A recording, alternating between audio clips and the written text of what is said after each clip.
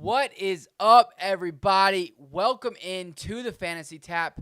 My name is Michael, and this is John. And if you've never tuned in before, we're a fantasy football podcast, and we're an NFL podcast. We are here to talk divisional round, the divisional round coming up this week. Hopefully, it's a much better week than last week, because last week kind of sucked, to be honest. I didn't enjoy it. I mean, there were a couple games that were pretty good. You had the Cowboys game that turned out to be pretty nice. The Bills game had some really spectacular plays. Micah Hyde had that beautiful interception that got me jumping out of my seat.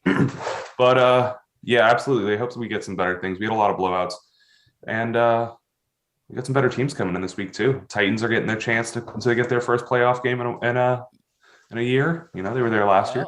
And then we got Green Bay making their run for the playoffs, looking for another NFC championship upset. So, yeah, I think it's going to be a very good week. I think,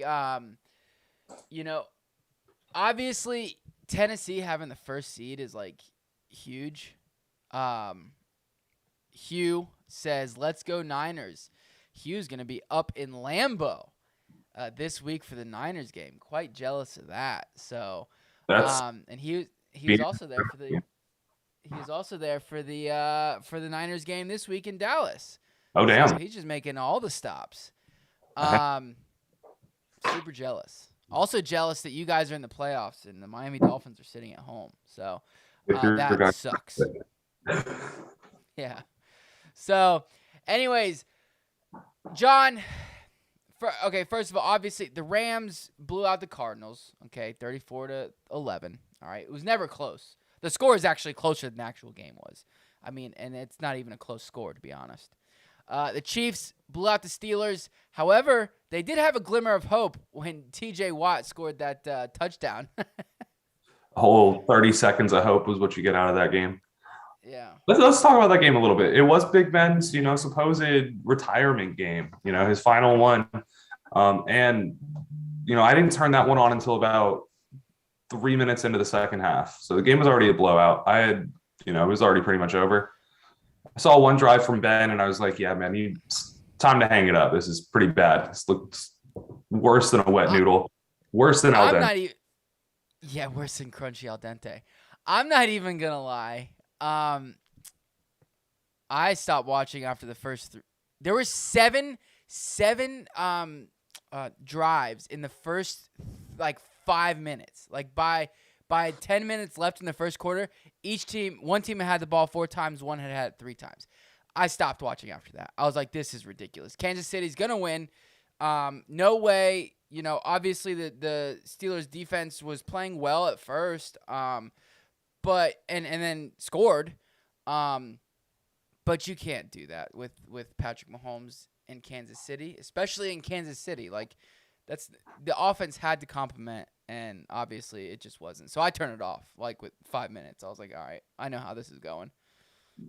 I had to respect Big Ben. The guy's been around our entire football careers pretty much, or enjoying it at least.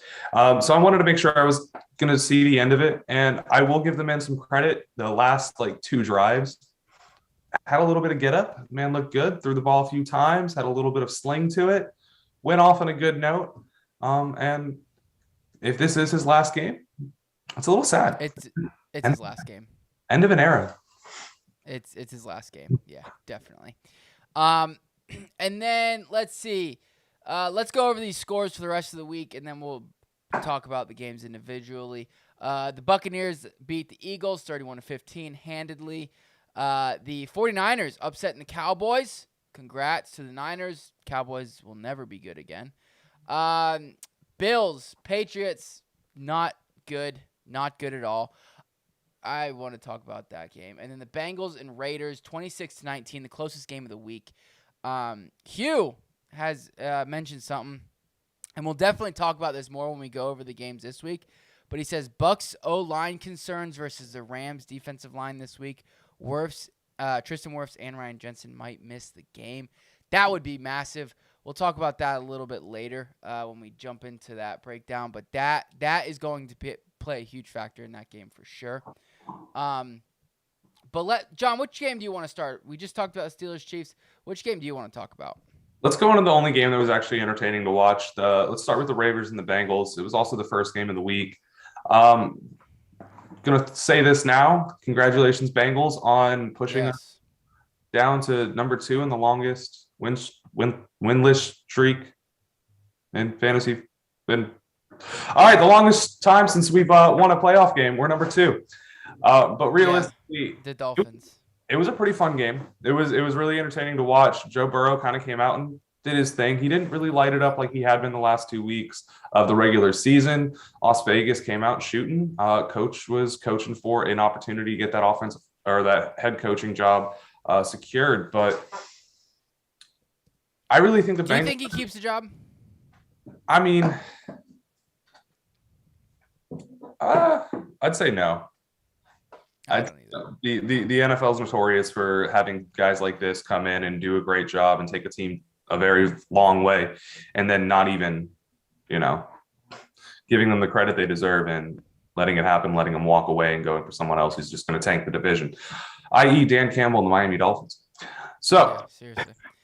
Yeah, no, it was obviously the Bengals jumped out pretty quick, in the first quarter, 10-3.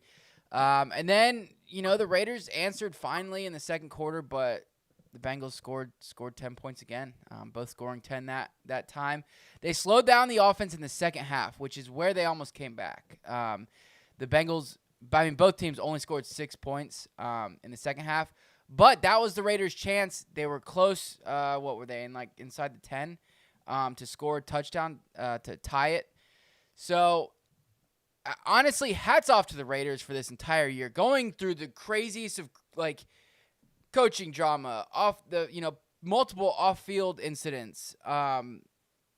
Just wild, and they stuck together, and they, ended up beating a good Chargers team to go to the playoffs. So congrats to them. But really, this is about the Bengals, and I think they're a dark. I want to say they're going to be the most overlooked team, in my opinion, going forward. Them or the Niners. You could say they're the most overlooked team in the AFC. But I think they could beat anybody. They've proven it this year. They can lose to the Jets, but they can beat anybody. Yeah, they're a wild card team, and they are a wild card as far as it goes. They literally, like you're saying, can win any game. I would say that even against Tennessee, I wouldn't even say that they're not, they're being looked over. I think if anything, everyone's looking at them like crap. Like, we don't know what to expect with this team. And like you're saying, congratulations to them for getting that win. I'm excited for this game against Tennessee, though. I think that's going to be a really good one. I think this is going to be a make or break. Hey, are we looking at Burrow next season as the next, face of a franchise, face of the NFL, alongside some other great quarterbacks? I think he cemented that this week. I do. I truly do. Being as young as he is in the situation, second year in the league, winning against a good Raiders team, a playoff team. Getting that monkey off his back. I don't think he wins this week. I don't think they win this week, but I do think they put up a fight. But I do think he cemented himself, honestly, as the best right now is the best young quarterback in the league. I'm talking 3 years in. So you're saying you're taking Burrow over Herbert still? 100%. One choked.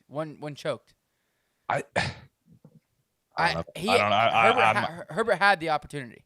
Herbert had the opportunity to be in the playoffs. He had the drive. He got the ball first. He could have led a touchdown.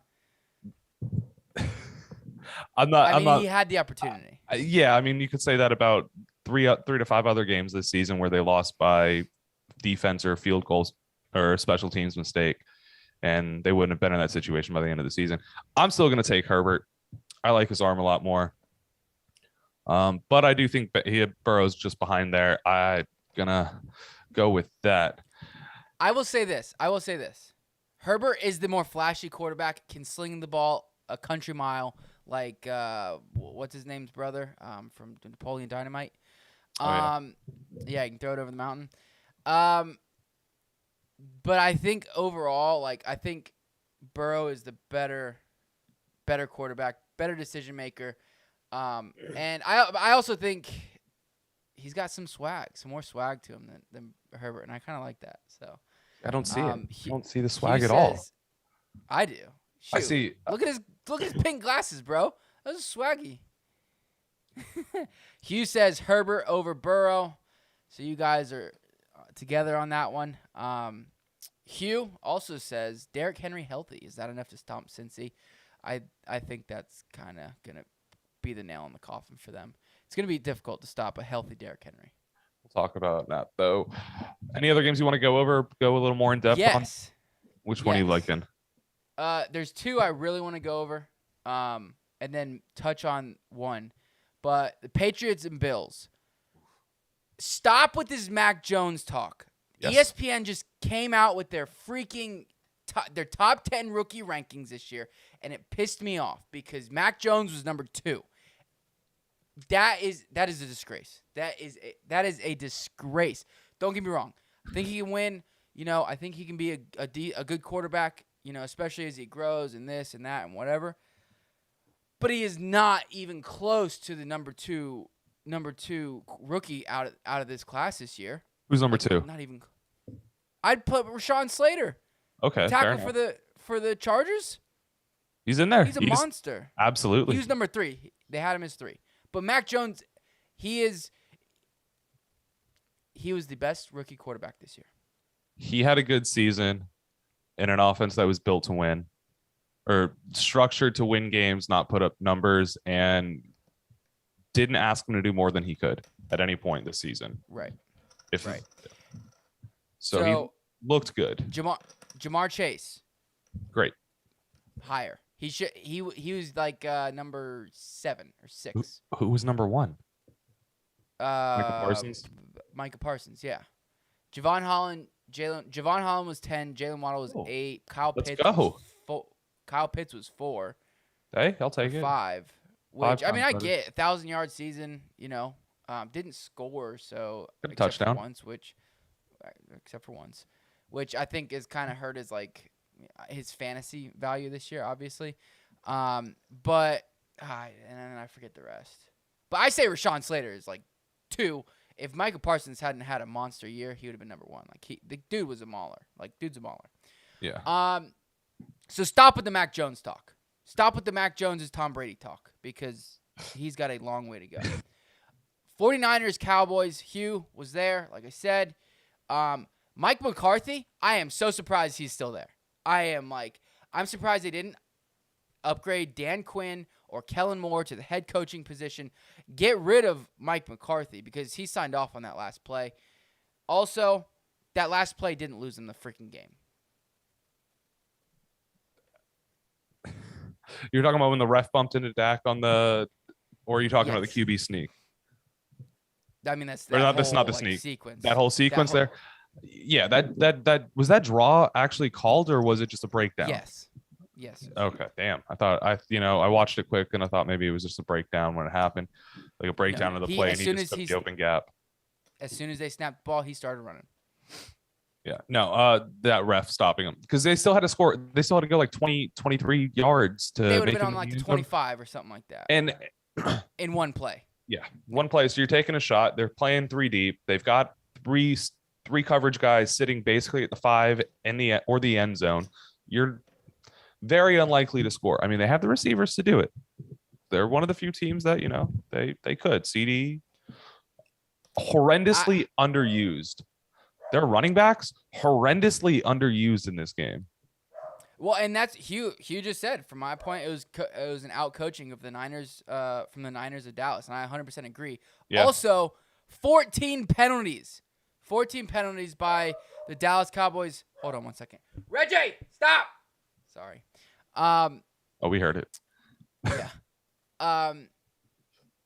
14 penalties, ridiculous. And Dak Prescott didn't show up. The offense in a whole didn't show up until the fourth quarter. So offensive line wasn't there, giving up 5 sacks.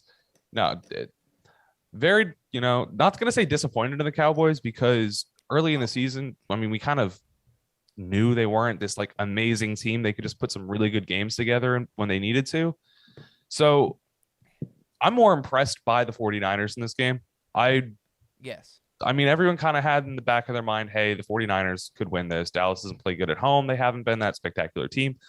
But the 49ers have been a team that have kind of been wishy-washy all season too. They've been plagued with injuries all year, whether it's defense and their offense between Kittle, Debo, Ayuk, and even the quarterbacks. So I'm going to give it more to San Francisco on this win here than Dallas losing it. Congrats to them. Agree. Enjoy your last playoff win. Yes. Also, Dallas Cowboys, they'll never win a true playoff game. Like a real, like they won't make it any farther than this round. Like they might win. And how long? But I mean, are you saying ever? I'm saying at least until Jerry Jones is gone or relieves of his GM duties. Yeah, I see a decent little rebuild coming here, or a complete restructure of this offense. What's your take on if Amari Cooper's still there next season? I don't think he will be. Honestly, I could see him. I mean, Zeke, they can't get rid of Zeke next year. I think he's owed like $33 million, or close to it. But the year after, I think they move on from him. They can.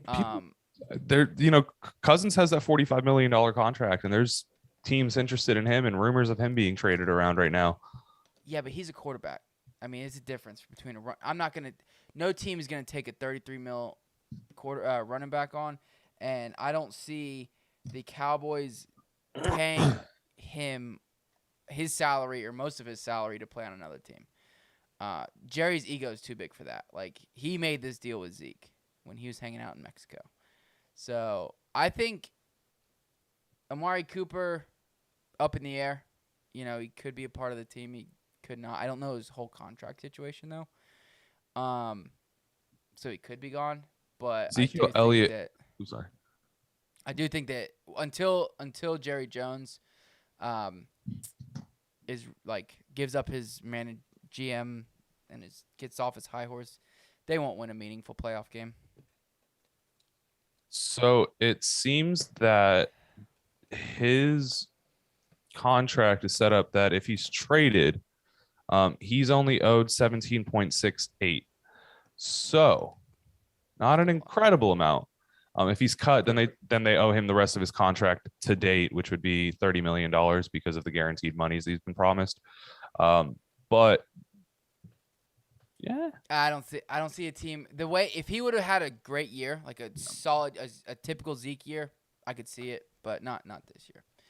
And the one game I want to touch on real quick, it's really only one player and the coach.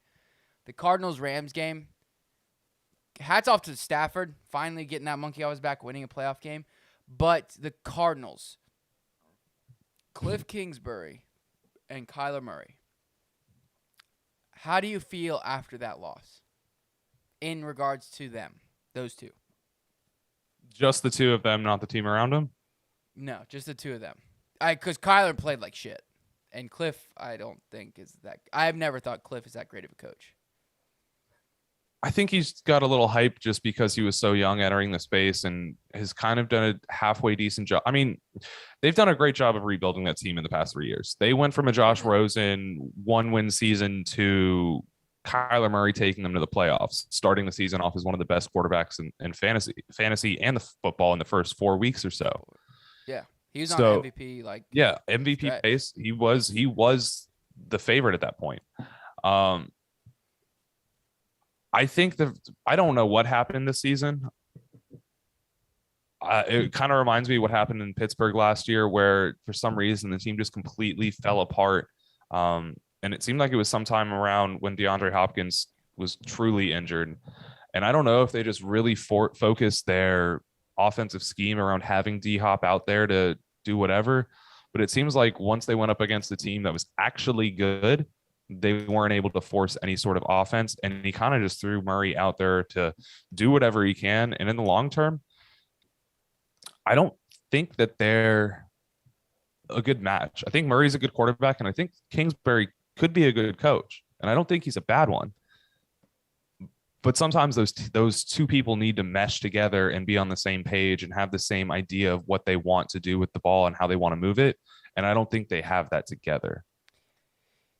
Yeah, honestly, and this is how I see it. I think Kyler Murray bails. One, Kyler Murray bails the play call out because he can get out of the pocket and make something happen. Two, when like you said, when D Hop is there, he knows he can just throw it up to D Hop, and D Hop's going to come down with it most of the time. That's just the type of receiver is. That's how dominant he is. And they did a good job keeping Kyler Murray in the pocket this game. So I don't want to say the NFL has figured him out or anything like that. But I do think they rely on Kyler Murray getting out of the pocket and creating something out of, I don't want to say nothing, but not much. And making a spectacular, whether it's a run or a throw, to D-Hop or something like that. But I think they rely on getting him out of the pocket or letting him run around and get out of the pocket and make a throw downfield too much. I don't think throwing from the pocket is not, he's good at it. He's fine at it, but he's not. His MO is getting out of the pocket and making a play when there's not much available. So, I definitely think they're going to have to get, figure something else out other than that. Like, they're going to have to give him time, let him throw out of the pocket and things like that to truly be. So there's something that's been floating around, a lot of talk about, Kyler Murray being a better Lamar Jackson or just being more versatile, or where do you stand on that? If you were starting your franchise tomorrow, which quarterback would you want? I would want Lamar Jackson. Okay. Well, I would want Lamar Jackson. Oh, and honestly, his size. It's the only thing? That is the only thing. I'm not even going to lie. Because, they both can throw the ball. They both can throw the ball. They both can run around. But I'm more comfortable with Lamar Jackson being because Kyler Murray's only 5'10". Yeah. Standing behind 6'6" guys trying to throw a ball. I'm not saying Lamar Jackson's the tallest person in the world, but that's why I would go. That's why I would go with him. Truly. As weird as it sounds. No, I'm on the same page with you. I think Lamar Jackson's just as good as a quarterback at throwing, whether it be accuracy, looking downfield, being able to create plays as Kyler. And I also think Lamar is a better runner. So at that point, I'm just gonna, and the height as well can do that. Yeah. Okay, I was just curious because I've seen a couple outlets be talking about that, and I've heard some crazy takes from some people. So I just wanted to pick your brain a little bit. Well, this is that time to overreact. This is that, teams are out of the playoffs, didn't make the playoffs. Teams got eliminated from the playoffs the first week, bounced, especially after this week where most of the games were double-digit wins.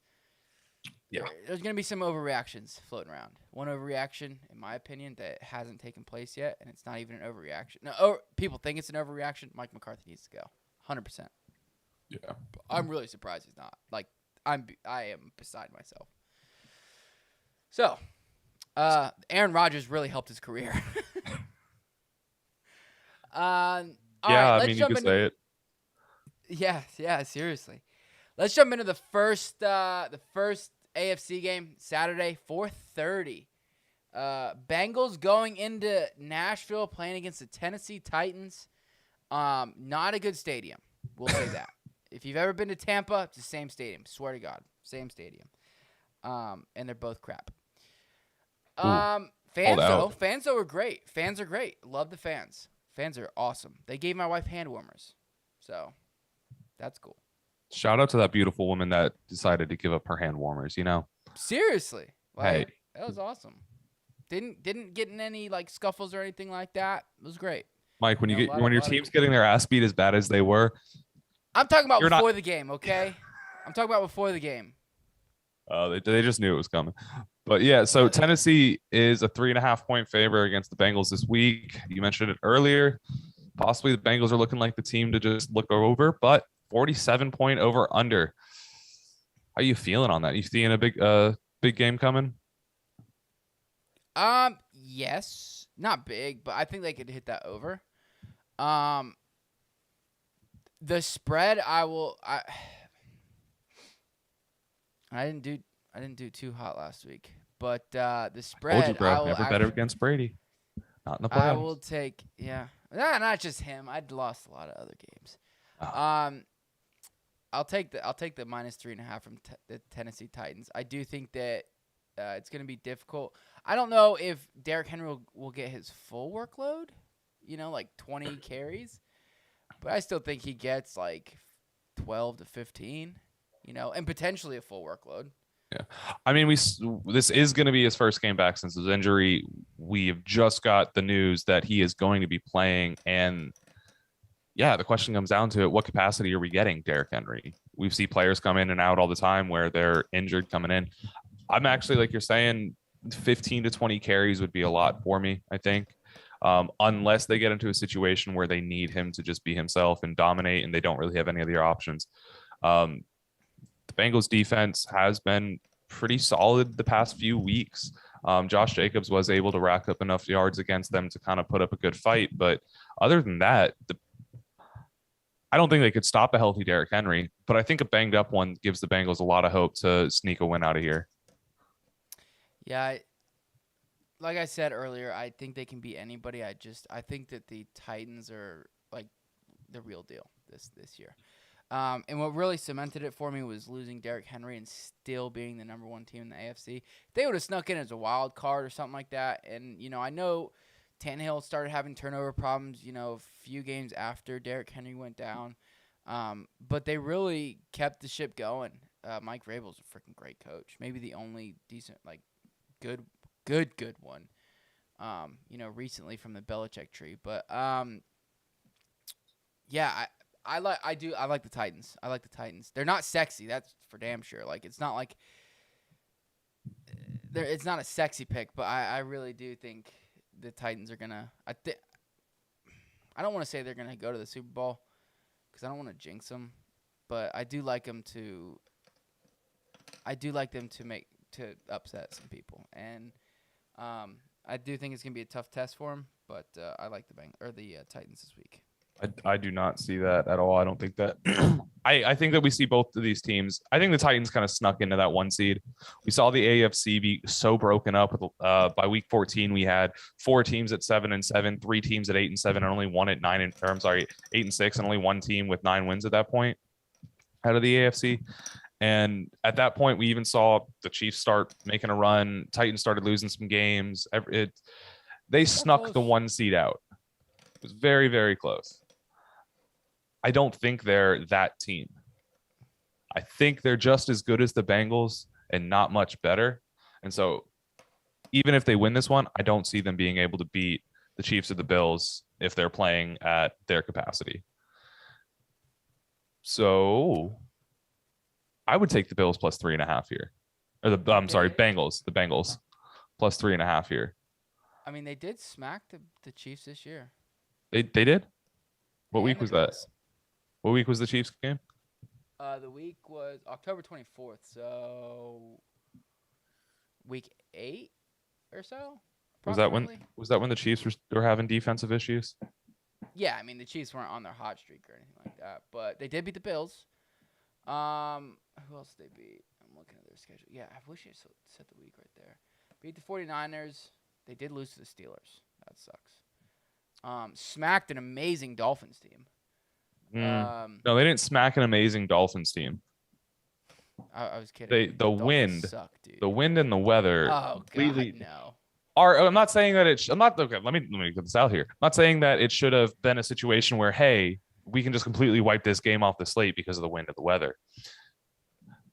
Not giving the Titans any credit for the game because our team should have been able to handle that and still produce, but obviously it wasn't happening. All right. Let's jump over to the next game, and that is going to be the 49ers and Packers. I'm excited for this game. I really am. January in Lambeau. It's going to be good. It's going to be great. Obviously, the Packers are favorites. They're -6 currently. Over under 47 here. Jimmy G is banged up, but looking to go. I think he has a torn ligament in his wrist. He also has a sprained shoulder, I believe is what the diagnosis is. Shoulder issue. He's always banged up, though. So, I mean, is it really that big of a deal? How are you feeling about this game, John? I'm I'm feeling that it's going to be a Packers win, and I think that everyone has the Packers as one of the teams has had them most since the end of the season as one of the teams they expect to be in the Super Bowl this year. 49ers have a huge game ahead of them, and if they win this one, it'd be a huge upset. So it'd be great if it happens. I just don't see it working that way. The Green Bay offense has been spectacular this season. Aaron Rodgers, infamous for his turnover percentage. And when you've got a guy that doesn't make a lot of turnovers and you're talking about a team that thrives off of big defensive plays, and then allowing their offense to be schemy and work some points up out of that, I don't think San Francisco is going to get the ball enough and have it long enough to be able to keep up with an explosive Green Bay offense. Mile Hughes says, I think the Niners versus Packers, everyone is discounting the Niners coaching staff has this team playing. They have Dodgers. Oh, they have Rodgers. Yes, they have Adams. Week 3, we barely lost. Credit SF coaches. Niners by 6. Okay, all right. Listen. It was a good run. Good run, Niners. Spread, I'll take the points. The thing is the Niners have got to get their run game going, have got to slow down the Packers or slow down the game in general. They want this to be a slow, low-scoring game. Obviously, you don't want to get in a shootout with Aaron Rodgers. If they can do that, I do think they can, potentially pull an upset. I'll take the points, +6. I think they do get it going, but I think ultimately the Packers win. It's kind of interesting. You have the Packers, you mentioned it, the rushing game. It's really important for the 49ers because they have all those backs and they have a lot of talented people on that offense, especially with Debo being used as. Yeah. Packers have throughout the season ranked 3rd worst when it comes to yards per carry, averaging 4.7 throughout the season. Only giving up 1,800 yards, which would have put them around the 10 mark total yards. So, yeah, if they can get that run game going, great. How much clock are you going to kill? How much? That's what I'm saying. Yeah. Run the ball. Keep the ball out of Aaron Rodgers' hands. You do that, you give him limited amount of drives, they'll be okay. I just don't think they do. I don't. But hey, shout out Mike McDaniel, bro. I really like him. The more I'm learning about him, the more I like him. The Dodgers. The Dolphins interviewed him today. So, ooh. Yeah. So yesterday, if you're watching the pod or listening to the podcast, so hoping this is my prayer. No offense to you. Hoping the Niners lose. Obviously, Dolphins fans, we get the better pick, and we hire our freaking coach next week on Monday or Sunday. Yeah, right. We're gonna be interviewing for like another week and a half. I don't think so. I really don't. But so wait, are you taking the points? How are you doing this? I take the points on this one. I don't think it's gonna be a blowout, so yeah, I'll take the points. Dope. LA Rams going against the Buccaneers. Hugh mentioned it earlier in the chat. Ryan Jensen and Tristan Wirfs could miss this game. If they miss this game, that is going to be huge. Huge. They've been thriving off of an amazing offensive line. Bruce Arians said it himself, give me a great offensive line and Tom Brady, and I'm good, Obviously, it helps having, Leonard Fournette, Mike Evans. Obviously, no Chris Godwin, but Gronkowski's out there, Braid, all those guys. But it could be very, very bad for the Bucs. And honestly, even if they have them, I still think the Rams pull this out. But it's going to be a much closer game. The Bucs are currently favored -3. Right now, especially if Tristan Wirfs takes or misses, and so does Ryan Jensen, or one does and the other doesn't, or whatever. I'm taking the Rams +3, and for the game, I'll take a money line. I'm sitting on the fence on this one. If I had to bet, you don't bet against the GOAT, John. You don't bet against him, but that doesn't mean you have to bet with him. It's just something. Well, actually, that's exactly what that means. No, it just means you don't have. You can not bet, Mike. That's an option. No, we're betting. We're bettors here. There are 4 games. We're betting all of them. 811. Give it a call. So I hope that's the right number. No, if I had to do anything, I would take the points on the spread here, just because it could be a 1-point game, and I could see it going either way. I do think that it's going to be rough if they don't have the offensive linemen. Tristan Wirfs, as you mentioned, last season proved himself to be a monster and continue to do it this year. And if he's not there, you're talking about one of the best pass rushes, defensive lines in the league right now. And talk about exploiting a weakness. It's going to look like the Super Bowl last year, except it's going to be Tom Brady running away, and he may not be as fast as Patrick Mahomes. So we'll see how many times he gets sacked this week. Like I said, not betting against them, but I could see the Rams pulling this off. Yeah, so the only issue, I will say this, the only issue with that defense, they had the Rams did not have their starting safeties, Jordan Fuller or Taylor Rapp. Jordan Fuller was out of practice today. Taylor Rapp was out of practice today. Let me check on Jordan Fuller. Obviously, if the Jordan Fuller's not playing, he's out for the season. So no Taylor Rapp potentially. Obviously, they signed Eric Weddle for the playoff run. Brady could expose that, but not exposing Weddle, man. Man's a beast. Dude's been retired for 2 years. Brady should have retired 5 years ago, but yet he's won Super Bowls. Yeah, that's right. So I still like the Rams. Honestly, in my heart, that's who I'm pulling for to win this. The whole thing. So the whole thing. The whole thing. I really want Stafford to win a Super Bowl. I really do. So good guy. His he's gone through some struggles. Great, gave back to Detroit like crazy. I mean, just a good dude in general.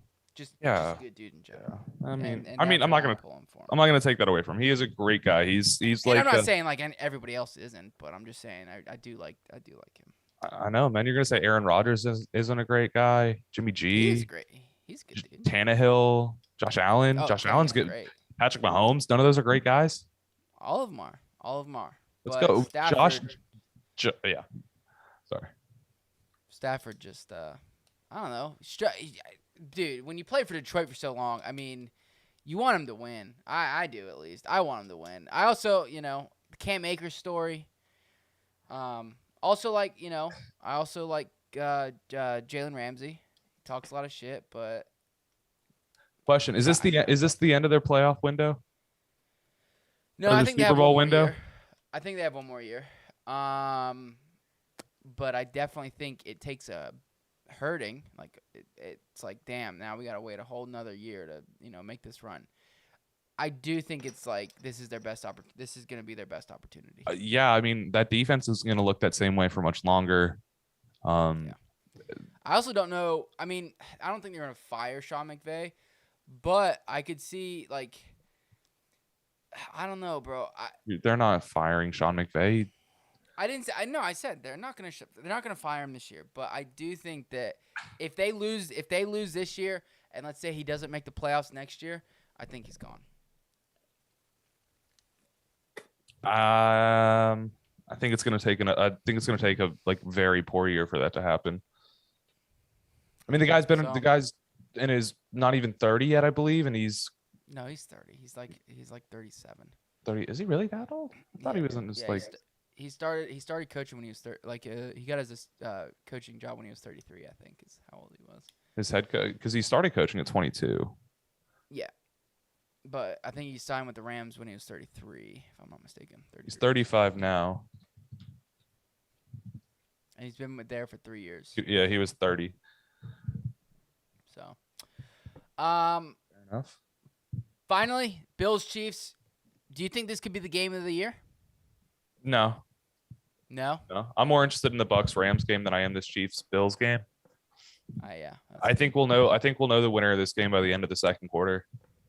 Damn. You don't think it stays close? No, I think it'll stay close, but I think by halftime we'll see which teams like come out with the most momentum, which you'll feel which team has the energy to actually pull it off. I don't think it's going to be a cutthroat game. I don't think it's going to be a blowout 6-point game, maybe. But I think you'll be like, because this is going to be one of those games that comes down to, are the Chiefs firing on all cylinders or the Bills firing on all cylinders? Which defense showing up? One of those 4 things aren't happening, the other team's going to win. 100%. So you'll know. But the Bucs-Rams game could go, that's going to be a game that should go all the way to the end of the fourth quarter. You're still wondering, it's the next pass. It's the next one. Touchdown on this play. Here it goes. Yeah. I'm excited. That's going to be a good game. It's going to be a really good game. Chiefs take this one, in my opinion.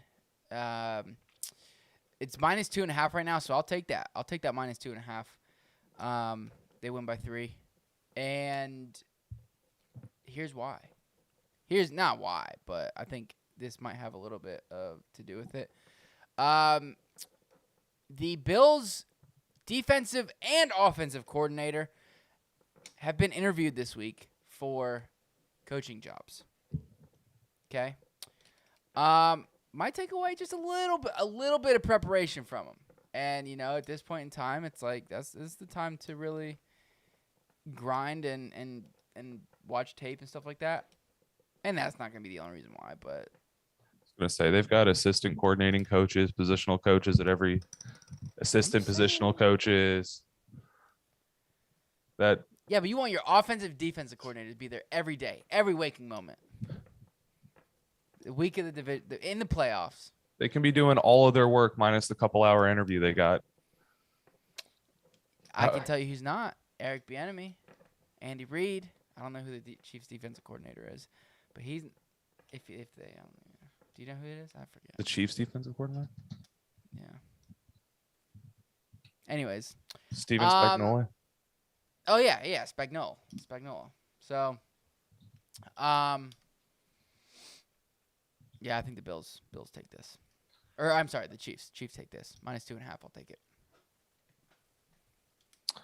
I'd like to see the Bills win it. I would like to. I would love to see them lose a 5th Super Bowl. I would love to see them lose a 5th Super Bowl. Maybe I'm wrong to say this. I'd actually like to see them win it this year. I like Josh Allen. I feel like that team's had a really nice rebuild, and I'd like to see it cap off with a little bit of a reward. They're gonna win a Super Bowl. Josh Allen will win a Super Bowl. I don't know, man. It's hard to win a Super Bowl, man. Only one team does it per one team does it per year. And there's so many people that are like, oh, this guy's going to win a Super Bowl in his career.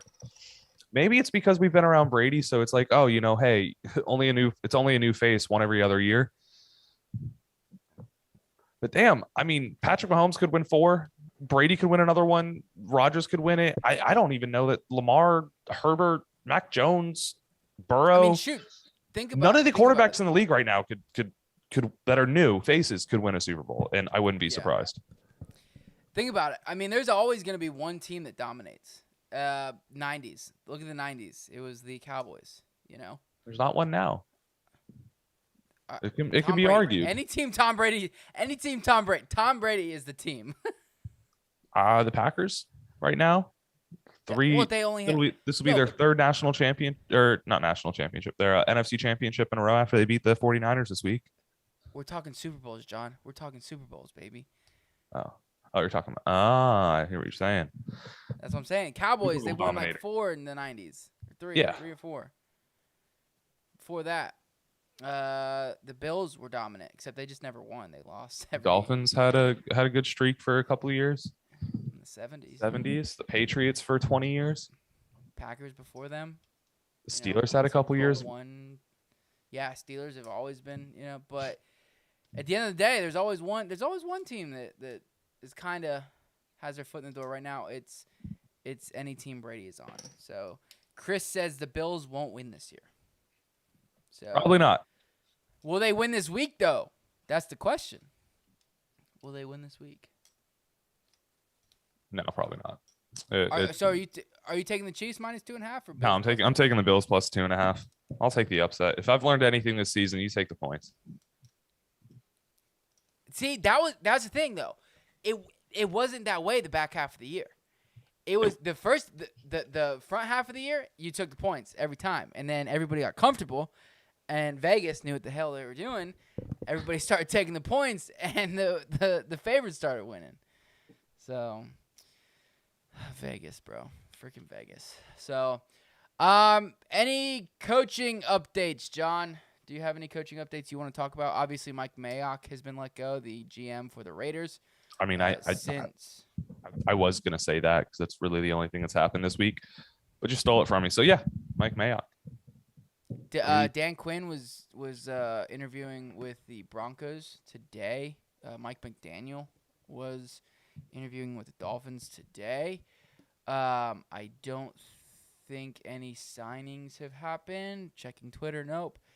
But they're saying there's rumors, and of course it's rumors.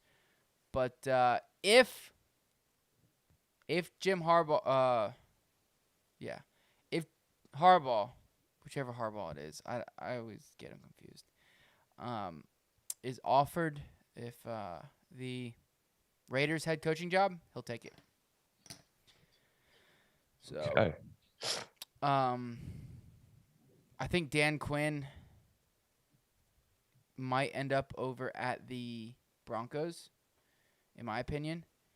Defensive-minded coach, has a very stout and young defense overall. Something he could really build on. He's got to find a quarterback there, but outside of that, a pretty easy gig to take over. I don't think Kellen Moore gets a job this time around, especially after the way that whole Dallas Cowboys game ended. Yeah, I mean,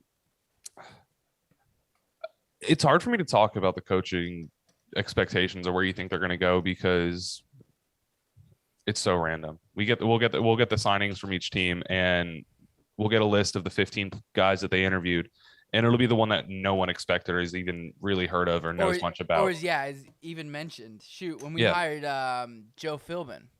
Yeah, I mean, right now I think Flores is rumored to be looking at the Bears, and the Giants. And the Giants. He could end up in Denver. It wouldn't surprise me. Or Oakland wouldn't surprise me. I don't think he gets a head coaching job this year. You don't think so? Really? No. Yeah, I really don't. The way everything has been unfolding, and maybe this is just because we're Dolphins fans, so this it's the most of the stuff we hear about, we actually we pay attention to more.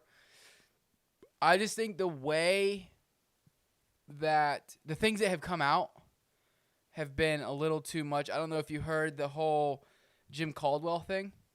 He was sick.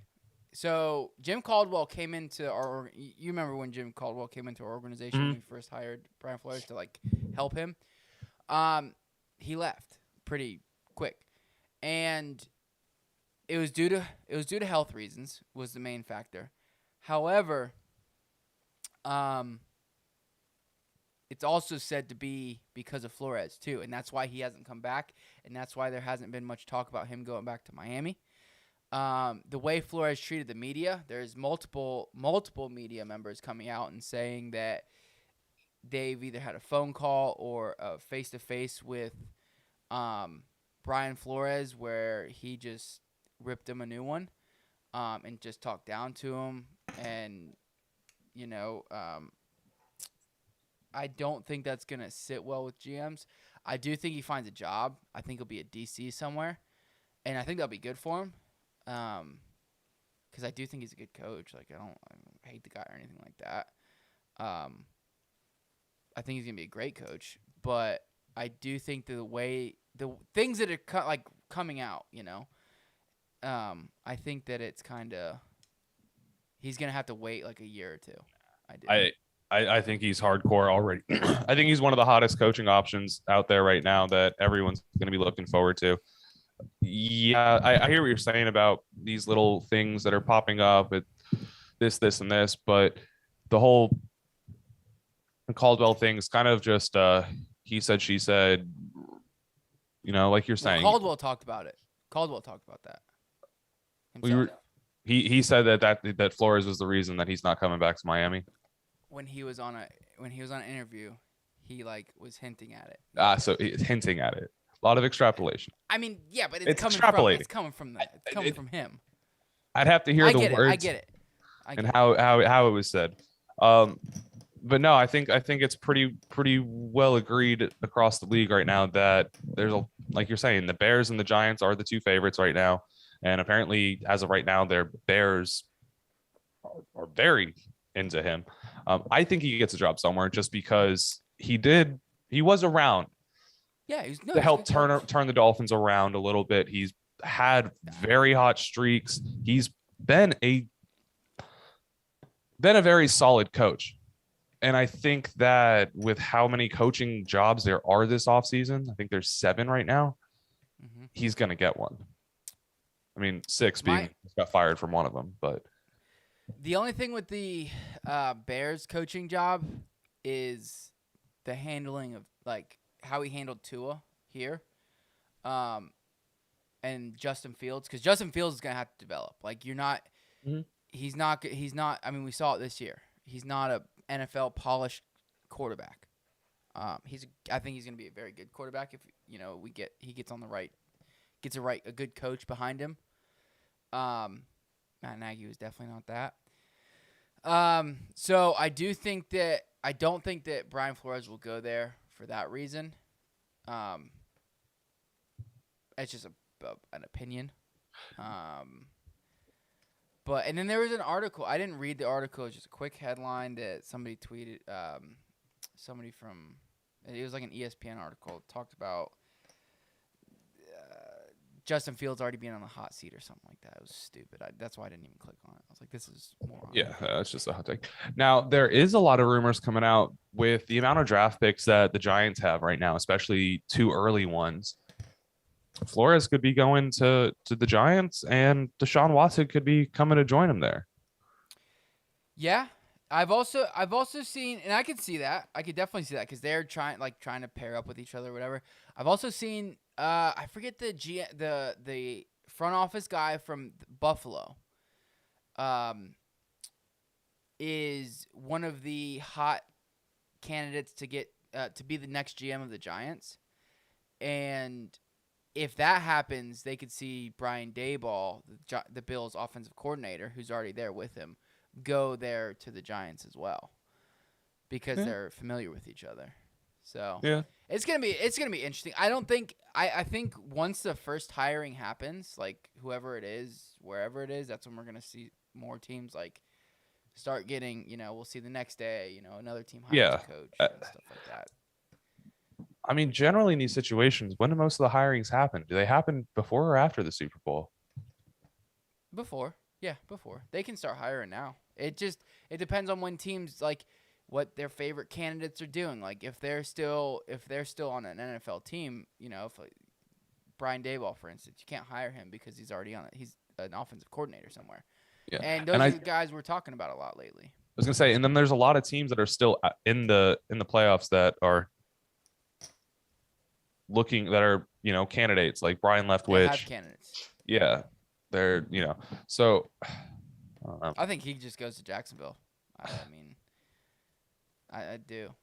His playing there and stuff like that. Chris asked, "Is McCarthy leaving Dallas?" Yes, we talked about it. As of now, no. I think he should. Well, I don't think he should leave. He should stay there as long as he can. I think Jerry Jones fired his ass. But man, all these freaking trending. Trending what? All these trending topics. Matt LaFleur is trending. So I guess Randall Cobb is expected to play this week. It's not like massive or anything like that. Whitney Merciless should be playing this week. So yeah. So I mean, once the first hiring happens, I think it's gonna start. One other name before we get out of here, I want to talk about Calvin Ridley. What are your thoughts on Calvin Ridley? Because he's not staying in Atlanta. No. Do you think, as a Dolphins fan, I want to see him come to Miami? I think it's yes.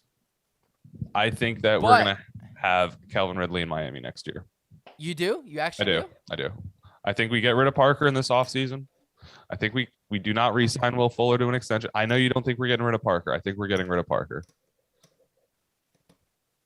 I can see it. Like if a team is willing to pay us something, like if they give us like a 6th, 7th round pick for him, I guarantee he's gone.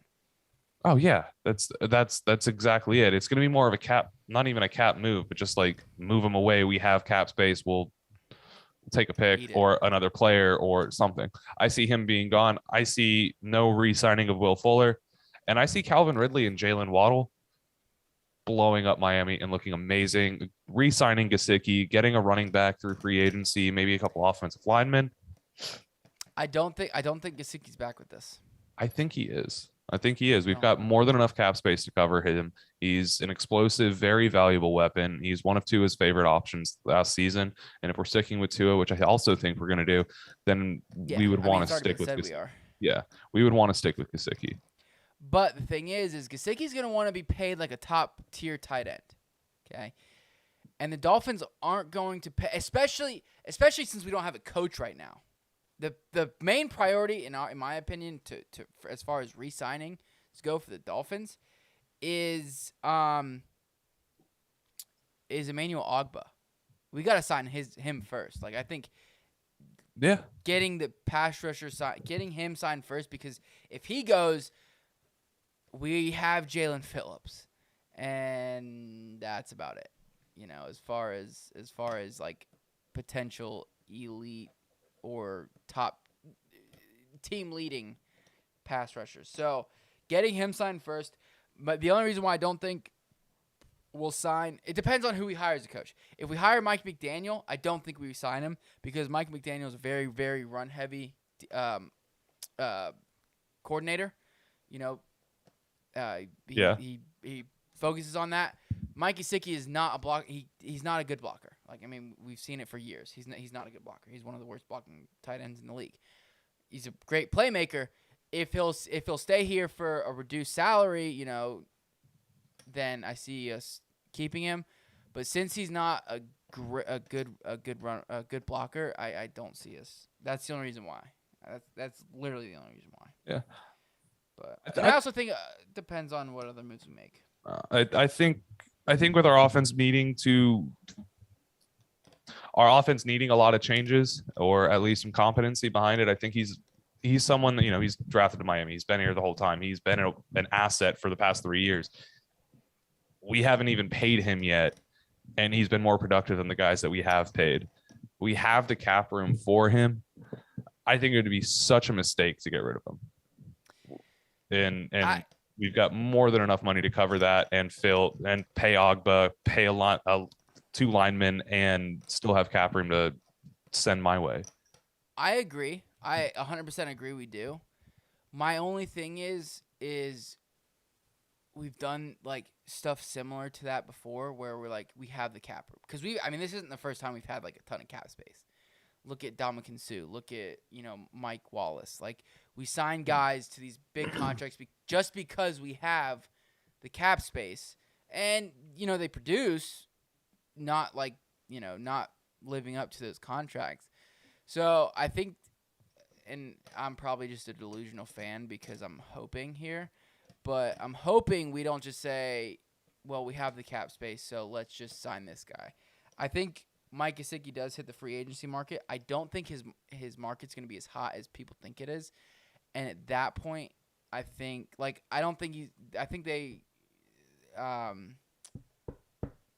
ESPN did I was reading an article where they like were projecting the free agencies and stuff like that, and he was projected for like a 4-year, $50 million contract, and I don't think he gets that. Did they say how many years? 4. 4 years? Yeah, I mean, that would be his market realistically, just looking at what current tight end numbers are. I mean, you're looking at the highest paid tight ends right now are Hunter Henry and Jonnu Smith. And they're both making in 15 to 13.7. We don't really have a good pass catching tight end that's consistent and a great playmaker right now. We have some backups. We have Hunter Long who could. I think it's 2 years. We haven't seen enough from him or even know what he's been looking like to want to do that. And so then we would need to make we would have to go out and grab a tight end in free agency if we wanted to still use that position or anything. And at that point, we're still going to be paying money, a lot of money. Even a mid-range tight end contract, you're looking at $6 to $8 million. Yeah, but I mean, and you're looking at 12. How many teams have elite tight ends? That's definition of elite's a little. 3, in my opinion. Darren Waller, George Kittle, Travis Kelce. Those are the 3. Mark Andrews? And 4. And Mark Andrews. I know. I forgot about him. But 4. I mean, Rob Gronkowski? He's not elite. What? Not right now. He's not elite. He's right one now. of the. No way. He is still currently one of the best tight ends in the league. One of the best, yes, but not elite. How so? When he's in the game, he's the best. When he's healthy, he's possibly the best. No, he's not. Travis Kelce is head and Travis Kelce, George. Give me the other 4 guys. Those guys are in a different category. Old Gronk. Don't get me wrong. Gronkowski is the best tight end ever. Like, I think he is like the best tight end ever. But now he is Tony not. Gonzalez for sure. See, there's a whole argument there. Like we won't get into that today. Guy played 18 years at all pro level. I get it. I think he's great. But I think Gronk. We'll talk. We'll write that down. We'll talk about that. Because that's a good topic to talk about. But yes, he is good. And when Brady locks on, obviously he's a very comfortable target for Brady and things like that. However, he's in one game. He's in one game. He's out. When it's like as far as like targets and stuff like that, I know there's a lot of people to be targeted in that offense, especially earlier in the year. However, I don't see him as elite. I see him as a top 10 tight end in the league, but elite, I wouldn't say elite. Okay. I would say very top 10, easy, but not elite. I take him over Waller. I wouldn't take him over Waller. Waller was just hurt this year. I mean, Gronkowski's George Kittle's been hurt. Yeah. And Gronkowski still outproduced Waller, even while hurt. Just saying. That's just me, though. Well, yeah, but Waller missed 8 games? Something like that. Not more? I don't have the numbers right in front of me. I don't know exactly. So, but I mean, Gaskin needs. Let's see. Gaskin needs better training to see lanes. He seems to run blindly. Yes. Gaskin's a backup depth chart running back that the Dolphins have been using as their RB1. Their RB1 for way too long. I mean, don't get me wrong. I would love to see him as a complimentary third down back every once in a while to come in because he makes plays like that. But Chris asked, and John, you can answer this. If Gronk didn't have Brady, how good would he be? It's an impossible question we'll never know the answer to. That is true. It's like this asking. This is my answer. I'll answer it this way. I don't think he would put up the touchdowns and catches, but I still think he'd be a very dominant tight end. I think George Kittle is an elite tight end right now with Jimmy G, and Gronk could do the same, especially in his prime. In his prime, he would have been fine. I think there was.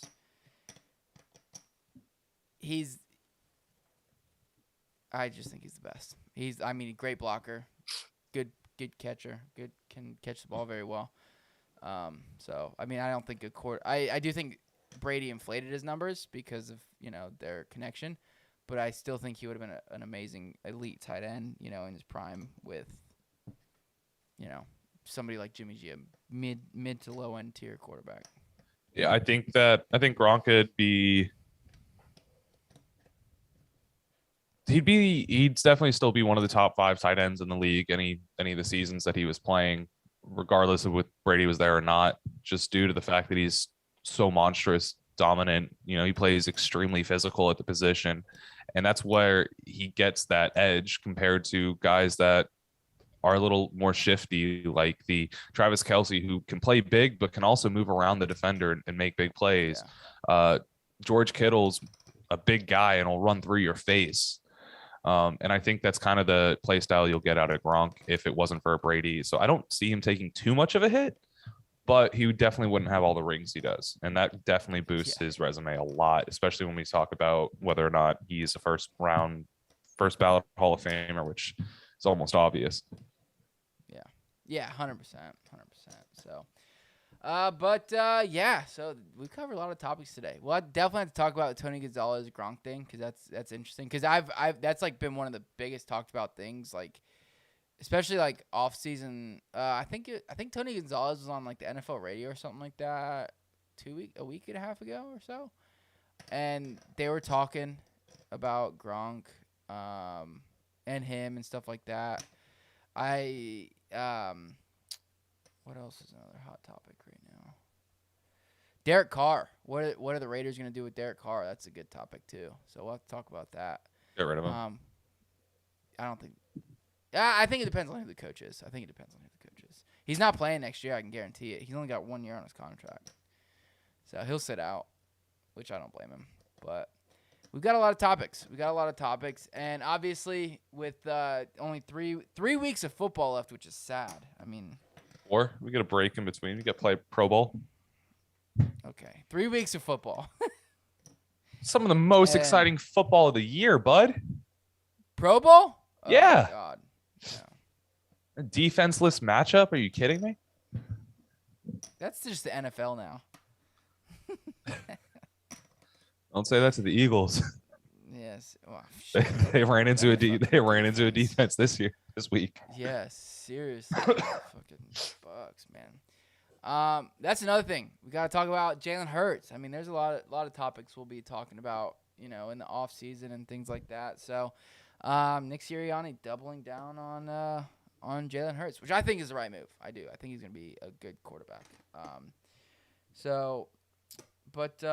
Anyways, Chris said football ended for me last weekend. The Cowboys lost. So, yeah, well, it ended for us 2 weeks ago. So, at least you got one more week. Ended for us in week 16. Yeah. So, but all right, guys, thanks so much for tuning in. John, do you have anything to say?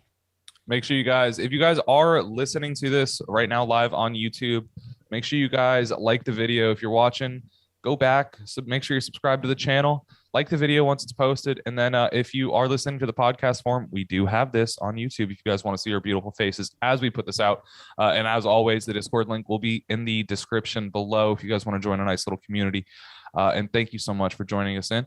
And let us know who your playoff predictions are. Who's winning the Super Bowl? Who are we going to see in the Super Bowl this year? Oh, we didn't answer that question, John. Who before we go? Who do you got going to the Super Bowl and winning? Packers going and winning. Going against the Bills would be going against the Chiefs, but I'd like to see the Bills. Yeah, I am going to agree. I think the Packers win, and even though I want the Rams to win, and they're playing the Chiefs. So